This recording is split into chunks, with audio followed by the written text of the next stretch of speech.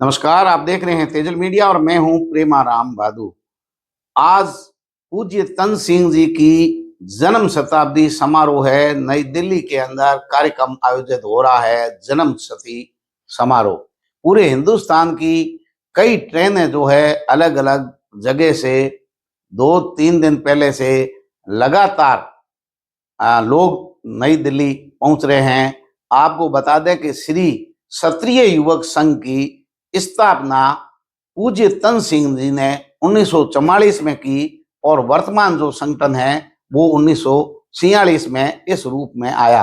आपको बता दें कि बाड़मेर जिले में जब लोकतंत्र शुरू हुआ तो 1949 में सबसे पहले नगर पालिका के चेयरमैन पूज्य तन सिंह जी रहे, बाड़मेर नगर पालिका के। उसके बाद 52 और 57 के अंदर आप विधानसभा के सदस्य रहे राजस्थान के। 1962 और 77 में लोकसभा के सदस्य निर्वाचित हुए। समाज में चेतना फैलाने के साथ साथ क्रांति के अग्रदूत थे, सामाजिक भेदभाव को खत्म करने के पक्षधर थे, राजनेता के साथ साथ अच्छे वकील भी थे और साथ ही उन्होंने शिक्षा के लिए बड़ी शिक्षण संस्थाएं खड़ी की और राजनीतिक चेतना के साथ साथ सामाजिक क्रांति के अग्रदूत थे। कई पुस्तकों का प्रकाशन किया और बाड़मेर के पहले पत्रकार थे जिन्होंने अपना अखबार भी निकाला। इतनी बड़ी शख्सियत जो है पूज्य तन सिंह जी, उनका जन्म शती समारोह जो है आज मनाया जा रहा है। 25 जनवरी 1924 को आपका जन्म हुआ और आपके पिताजी यहीं गांव रामदेरिया जो है बाड़मेर के पास यहाँ रहते थे। आपकी शिक्षा दीक्षा जो है जोधपुर के अंदर हुई।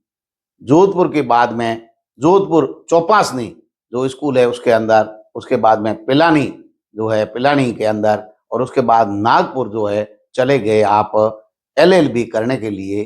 अच्छे पढ़े लिखे और एक अच्छे वकील थे पूज्य तन सिंह जी। आपको बता दें कि जब LLB कर रहे थे उस समय नागपुर में राष्ट्रीय स्वयं सेवक संघ के संपर्क में आए और वहां से उन्होंने ये थीम ली और फिर जो है क्षत्रिय समाज के अंदर संस्कार, शिक्षा और एकजुटता स्थापित करने के लिए श्री क्षत्रिय युवक संघ की स्थापना की 44 में, और 1946 में ये संघ जो है मूल रूप में आया।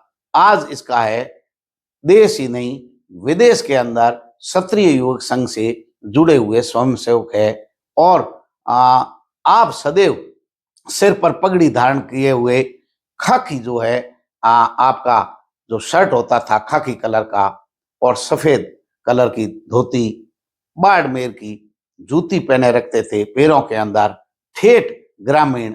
और हमेशा उनकी जो पर्सनालिटी थी वो एक सूर्य के चमकते सितारे की भांति थी। लेकिन आपने इतना बड़ा जो संगठन खड़ा किया जिसका प्रतिफल आज लोग ले रहे हैं।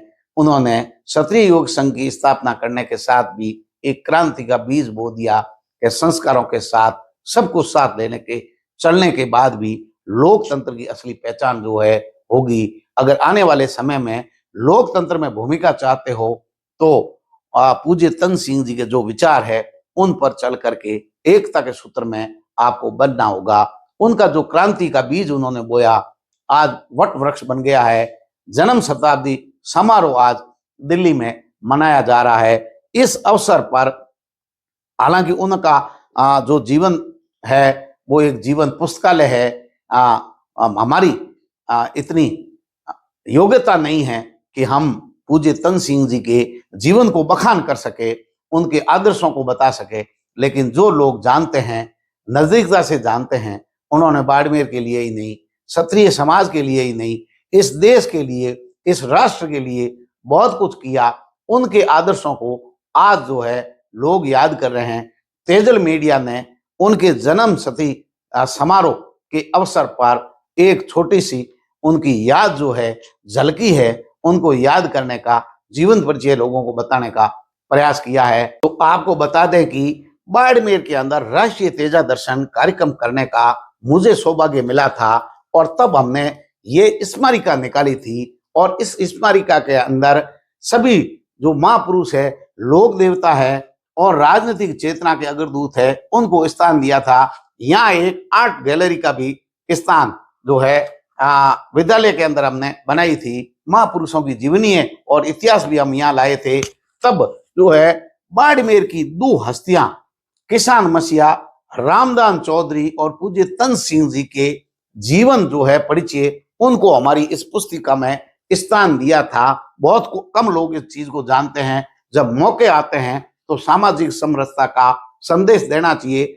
हमारे वरिष्ठ साथी बाड़मेर के जाने माने पत्रकार धर्म सिंह भाटी ने पूज्य तन सिंह जी की जीवनी हमें उपलब्ध करवाई थी। वो इस किताब के अंदर छपी हुई है।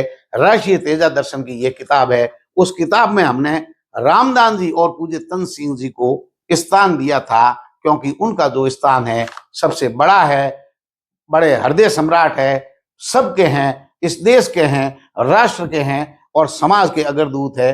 देखते रहिए तेजल मीडिया। नमस्कार।